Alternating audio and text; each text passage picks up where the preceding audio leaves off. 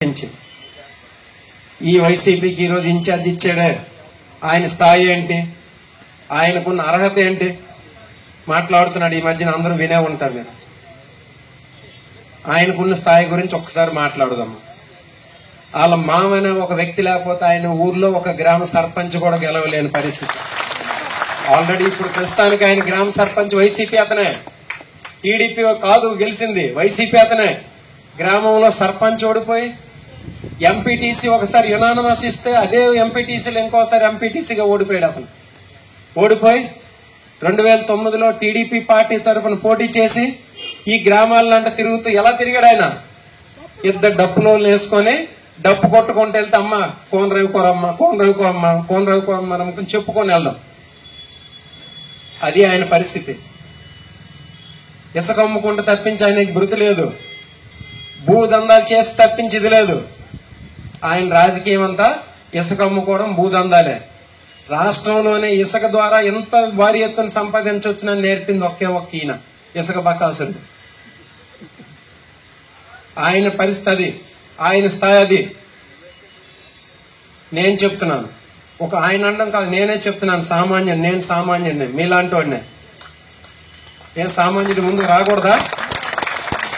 సామాన్యుడి ముందుకొచ్చి నేను రాజకీయం చేస్తాను అనకూడదా? చెప్పండి అందరూ ముక్త కంఠంతో కదా. ఎటువంటి వెనక మా నాన్నేటి ఎమ్మెల్యే కాదు, మా తాతేటి ఎంపీ కాదు, స్వయం కృషితో ఇక్కడున్న కార్యకర్తల్ని, జగన్మోహన్ రెడ్డి గారిని, ప్రజల్ని నమ్ముకొని గత సంవత్సరాలుగా ఇక్కడ ఉండి ఈ రోజు నియోజకవర్గ ఇన్ఛార్జ్ గా నిల్చున్నటువంటి స్వయం కృషితో వచ్చినటువంటి వ్యక్తిని. అది నా స్థాయి.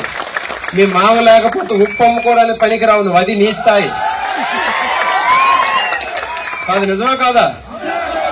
అది స్థాయి గురించి మాట్లాడుతున్నా. ఇంకా అర్హత. రాజకీయం అంటే భూదందాలు, ఇసుక దందాలు కాదు. రాజకీయం అని అంటే ప్రజల తాలూకా మనసు తెలుసుకోవాలి, ప్రజల తాలూకా బాగోగులు, ఎలా ఆంధ్రవలస నియోజకవర్గానికి ఏం చేస్తే బాగుపడద్దని తెలుసుకోవాలి. గత 20 సంవత్సరాలుగా ఈ జిల్లాలోనే ఉన్నాను, ఈ నియోజకవర్గంలోనే ఉన్నా. 20 సంవత్సరాలు కాదు, నేను రాస్తే నాకు 5-6 సార్లు పాటు సివిల్ సర్వీస్ వచ్చేది. అంటే చెప్తున్నాను, 20 సంవత్సరాలుగా ఈ జిల్లా తాలూకా, ఈ నియోజకవర్గ తాలూకా భౌగోళిక స్వరూపాలు, నైసర్గిక స్వరూపం, ఈ నియోజకవర్గానికి ఏం చేస్తే ప్రజల తాలూకు జీవన ప్రమాణాలు పెరుగుతాయి అని ఒక అవగాహన తెచ్చుకొని ఉన్నటువంటి వ్యక్తిని నేను. ఇంటర్మీడియట్ 12 సబ్జెక్టులు పోయి నేను చదువుకున్న ఇన్స్టిట్యూట్ కనీసం గేట్లు కూడా తాకే అర్హత లేనటువంటి వ్యక్తి నువ్వు. నువ్వు అర్హత గురించి మాట్లాడతావా? అది నీ అర్హత, ఇది నా అర్హత. సో ఇవన్నీ ఎందుకు చెప్తున్నానంటే, వీళ్ళు ఏం లేదు, ఇప్పుడు ప్రజలకి ఒక భావన ఉంది. అదేంటి భావన అంటే అందరికీ తెలుసు.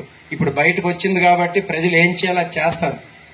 అయితే ఈ లోపు ఏం చేస్తారు? వాళ్ళకున్న ఏంటి, మన మీద ఏం అవినీతి ఆరోపణలు చేసేలేరు, ఇంకొక ఆరోపణలు చేసేలేరు. ఇలా ఏదో కించిపరచడం అనమాట, ఇలా తక్కువ చేసి మాట్లాడడం, చులకన చేసి మాట్లాడడం. దానివల్ల ఏమైపోదు. వాళ్ళు అలా చులకన చేస్తున్నారంటేనే మనం ఎంత బలంగా ఉన్నాం అర్థం చేసుకోండి. ఆయన దిగజారిపోయి మాట్లాడుతున్నాడు అంటేనే మనం బలంగా ఉన్నామని ఆలోచించాలి.